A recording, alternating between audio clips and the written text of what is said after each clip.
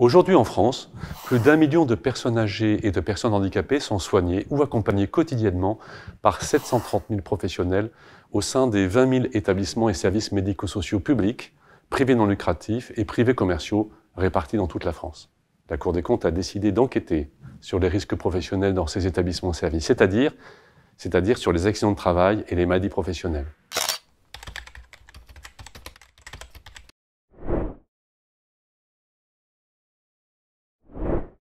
Il s'agit notamment de troubles musculo-squelettiques survenus à l'occasion de manutention de résidents, de chutes, d'agressions, de risques psychosociaux.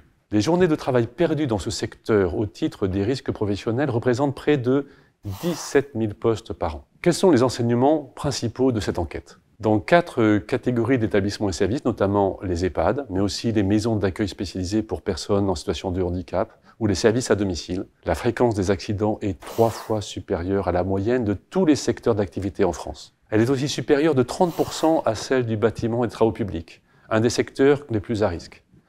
Depuis 2016, cette fréquence d'accidents ne cesse de croître dans les établissements et services médico-sociaux. Elle entraîne logiquement un fort absentéisme qui affaiblit les équipes professionnelles, mais aussi la qualité et la continuité des soins auprès des personnes vulnérables. Par ailleurs, une partie des données nécessaires à la gestion des risques n'est pas connue. Les employeurs publics ne sont pas obligés de déclarer les accidents du travail, à la différence des employeurs privés. Ils ne cotisent pas non plus pour le risque accident de travail ou maladie professionnelle, à l'instar des employeurs privés, car les employeurs publics sont leurs propres assureurs.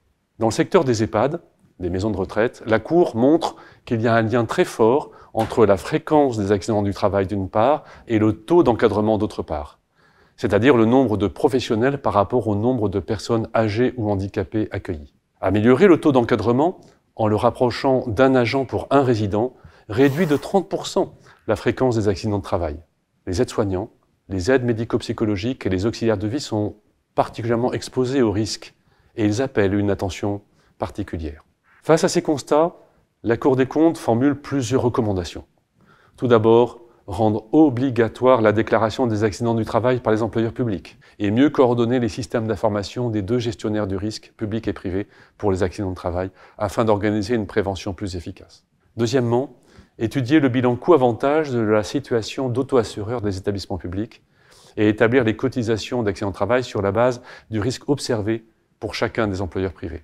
Troisièmement, établir des taux d'encadrement minimum dans les EHPAD et rendre publics les ratios observés dans les différents établissements. Quatrièmement, il faut coordonner l'ensemble des aides financières aux établissements autour de la prévention, de la qualité de vie et des conditions de travail dans le cadre d'une gestion de proximité régionale sous l'égide des agences régionales de santé, les ARS.